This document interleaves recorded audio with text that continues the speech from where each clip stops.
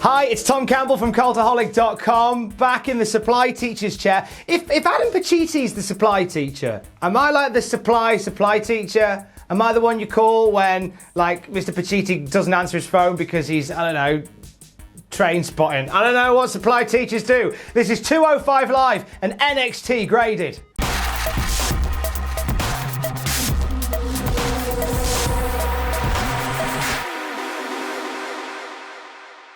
Starting off with 205 Live from Tulsa, Oklahoma, 28th of May 2019. Jack Gallagher backstage watching last week's 205 Live on his phone, which is a novel way of doing it. Normally they're breaking their neck looking at the telly. Humberto Carrillo turns up and they're talking about last week's tag team match, and Jack Gallagher says, "I need to know whether I can beat you." And Humberto Carrillo says, "Hey, if you want a match tonight, you're on." So we've got mentor versus mentee in our main event of NXT. I've really enjoyed the clash of styles in terms of promo work from these two. And I'm hoping we have that clash of styles in our main event tonight as well. First match of the night, it's the Brian Kendrick versus Mike Kanellis, who's starting to look a little bit like a cosplay of Tommaso Ciampa. Am I the only one that sees this? Not just with like the beard and the jacket, but kind of with the facial expressions a bit as well. Really intense match between Kendrick and Kanellis. Like, Kendrick comes straight out the blocks, punching and punching and punching and punching. They fall outside and Kanellis hits a suplex into the barricade. That pretty much means he dominates the match for the majority of it after that. We see an awesome spot that I've never seen, I don't think I've seen in wrestling before. I don't know whether I've just been watching the wrong stuff. Where the Brian Kendrick mounts a comeback, he gets Kanellis on the steel steps and suplexes him off the steel steps outside to the apron. Just that bit alone. Just quality. They really ramp it up in the last few minutes. We see back and forth punches. We see a super kick party. We see Captain's Hook locked in by the Brian Kendrick. And we see Mike Kanellis power out and turn it into a front slam, into like a Michinoku driver type affair. Incredible energy from these two. Finish comes almost out of nowhere. Really getting into this match, and Mike Kanellis hits that Michinoku driver thing again. Then he hits a spinning reverse DDT, 1, 2, 3, and Nigel McGuinness sells this like it's a huge thing. And I love this about Nigel McGuinness. Nigel McGuinness can make an exhibition match seem incredibly important. He hypes this up as like Mike Kanellis' biggest win in 205 Live, pinning a former Cruiserweight champion. And it actually is. It's a massive W for Mike Kanellis. We mentioned on Cultaholic News the other day that there are some rumblings that their contracts might be up. It might have just been banter, we don't know. Genuinely hope not, because Mike Kanellis is on an absolute roll in 205 Live. Gonna give this match a B. This was a solid, striking affair between two absolute players on 205 Live. Loved this. Tony Nese is backstage with Drake Maverick. Drake Maverick's getting a bit of a shoe-in on commentary, actually, because they're saying that his eye isn't on running 205 Live. He's got his eye on winning the 24/7 title from R-Truth. More on that later. Drake Maverick, Tony Nese are backstage, and Tony Nese invites Akira Tozawa for a conversation. And Tony Nese says, after the win last week, Akira Tozawa really deserves a shot at the Cruiserweight Championship. And Drake Maverick says, "I'll take it into consideration." This is what we joked about last week, you and I. The fact that the Fatal 5-Way was for the potential opportunity to maybe fight for the Cruiserweight title. And truly, Akira Tozawa has won this ambivalent title shot. Well done, Tozawa. Genuinely hope they have a match. Interesting way to build it. Drake Maverick saying, "I'll think about it." So this was weird. This was a bit Ferris Bueller's Day Off. Ari Daivari's backstage getting his ear checked out because Oney Lorcan split his ear open in that match last week, and he's chatting to the EMT, and then eventually he shoos him off, saying, "Go away, let me get better." Da, da, da, da, da. And then Ari Daivari turns to the camera and just starts cutting a promo on Oney Lorcan. It was a bit Ferris Bueller, sort of that breaking the fourth wall, like all this stuff going on, then kind of going, "See what I did there?" I mean, I like the fact that on 205 Live, if you look back over the months and months and months we've had on 205 Live, they have experimented a lot with ways of doing promos. You know, they had words on the screen at one point, which transitioned to SmackDown. They've done selfie style promos. I like that they're trying other stuff, but this just felt a bit weird. Sorry. Ari Daivari then challenges Oney Lorcan for a match and says, "You know the saying, an eye for an eye, an ear for an ear." It's not the same, but fine. Noam Dar's back on 205 Live facing Mike Karma. Yes, you have seen Mike Karma before. That is Mike Seidel, aka Matt Seidel's younger brother, with a new name. It's pretty cool. In fact, Matt Seidel did tweet out during 205 Live to say that he was very proudly watching his brother in action.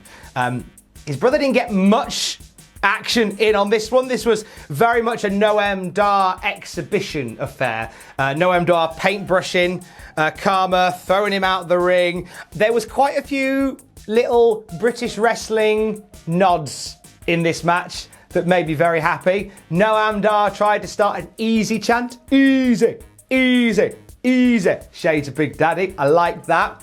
Any fans of ICW will have noticed that Noam Dar threw up the pinkies before he finished the match with his Supernova roller. No pinky, no party. Very, very, very cool little nods to the great world of British wrestling there. And a couple of nods to the American wrestling scene as well. He did a Barry Horowitz pat on the back. There was nothing to this match really, to be honest. It was just Noam Dar showing off. Quick, easy, bang, hits his finisher, 1, 2, 3. Afterwards, in an interview, he talks about how he doesn't need to get back on track because he was never off track. He talked about how the only reason he hasn't been so good lately is because he's been too busy being a star in NXT UK, then being a star on 205 Live, and he says he is going to be a superstar across 2 continents. This is a nice way to present Noam Dar in 205 Live. I'm going to give this a C- though. I mean, it was there to celebrate Noam Dar and nothing else. It was just there's not much to grade. There's not much to grade other than Noam Dar did really well. Well done, Noam. So Drake Maverick is cornered as he leaves his office backstage and he's asked about the 205 Live championship picture. Before he can give a really coherent answer about it, he spots R-Truth walking through the corridor. And R-Truth does this thing where he was walking down the one way, sees that Drake Maverick has seen him, and then just sort of slowly turns away as if to kind of subtly go, "I'm not even here." Sort of thing that you would do if you saw somebody in town that you didn't want to talk to, but you didn't want to make too big a scene out of not seeing them. You just subtly change direction.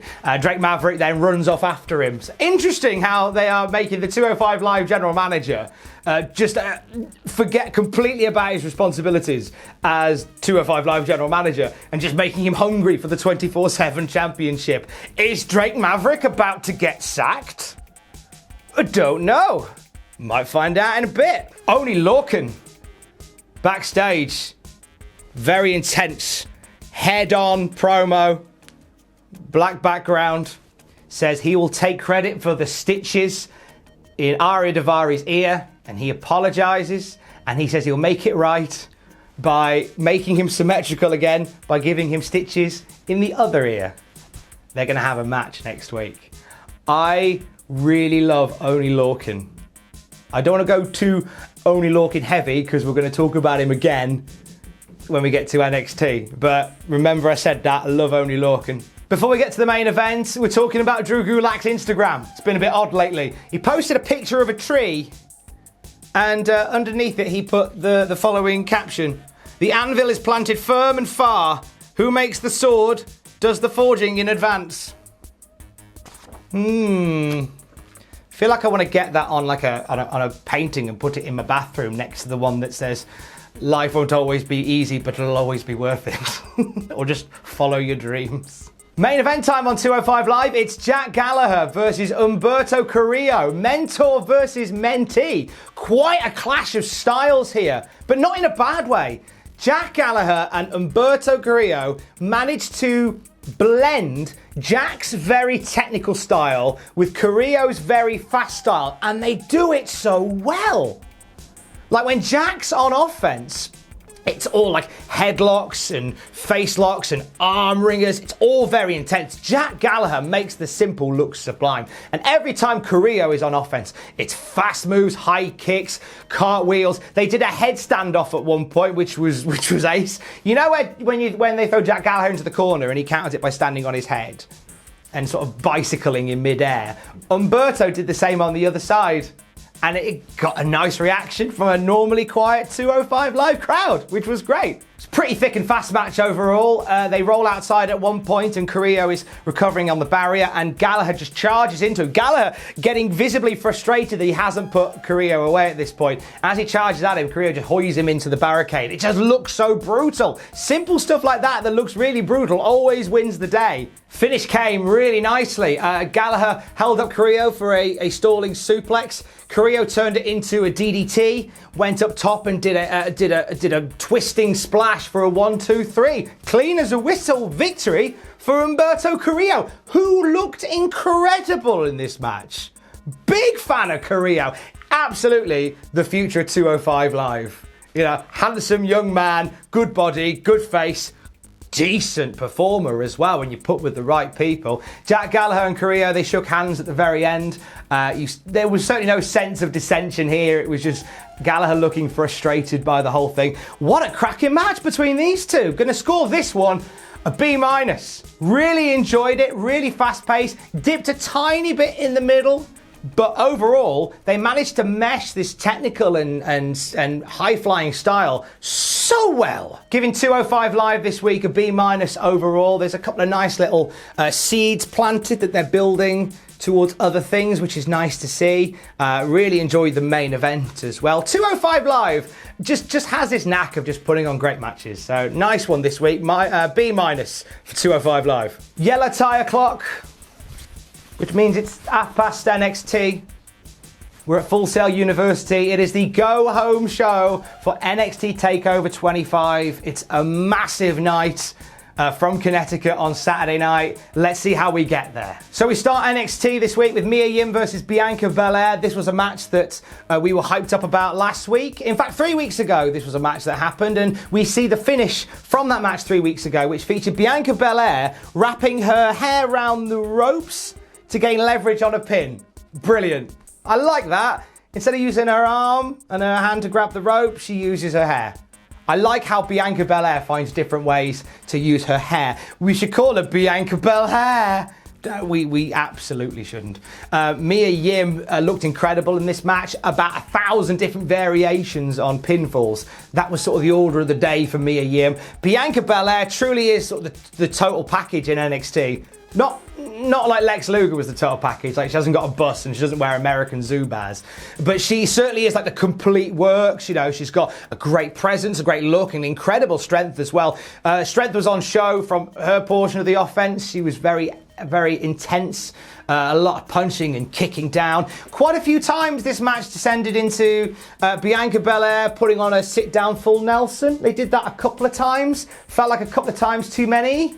And a few times it sort of disrupted the flow, which was a pity, because when they were going, and then it would just sort of stop and we'd have a full Nelson on. Mia Yim hits the Eat Defeat on Bianca Belair and Bianca rolls out of the ring and they end up fighting outside. Bianca Belair does, is it the Glam Slam?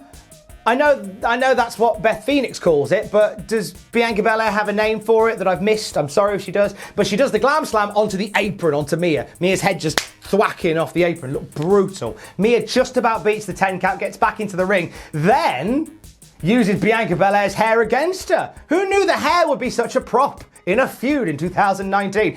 Mia pulls Bianca Belair's hair and pulls her, consequently, into another Eat Defeat and gets the 3 count.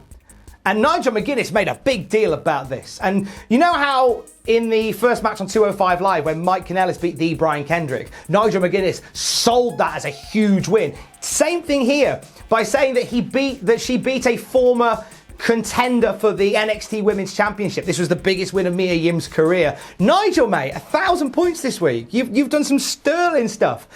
Giving this match a C+ when it was going, it was great. I felt that, as we mentioned, the full Nelson stuff sort of slowed the pace down at places.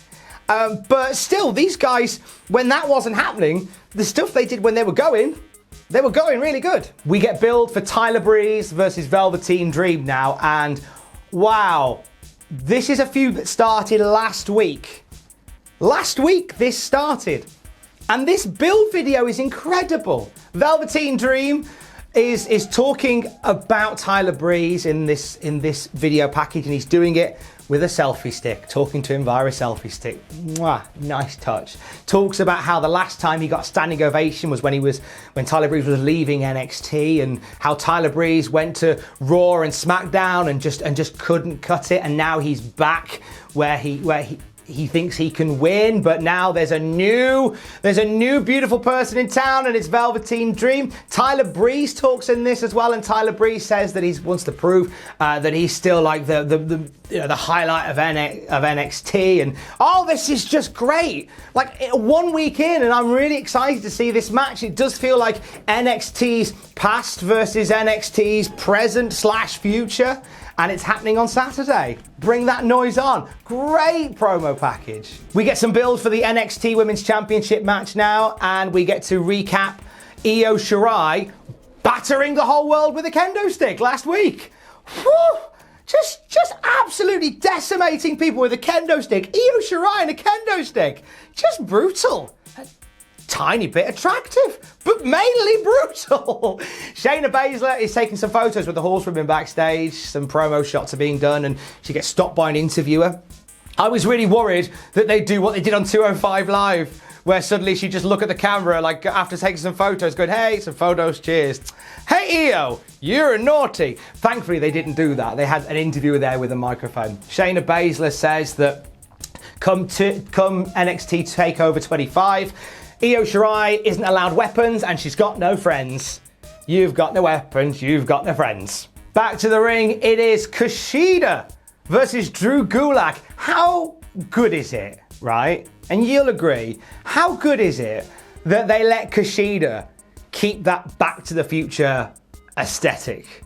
I was really worried that they wouldn't. Great theme music as well. Like Kushida as a package in NXT. Drew Gulak as well has been on a roll since he got into NXT. These two had a technical masterclass.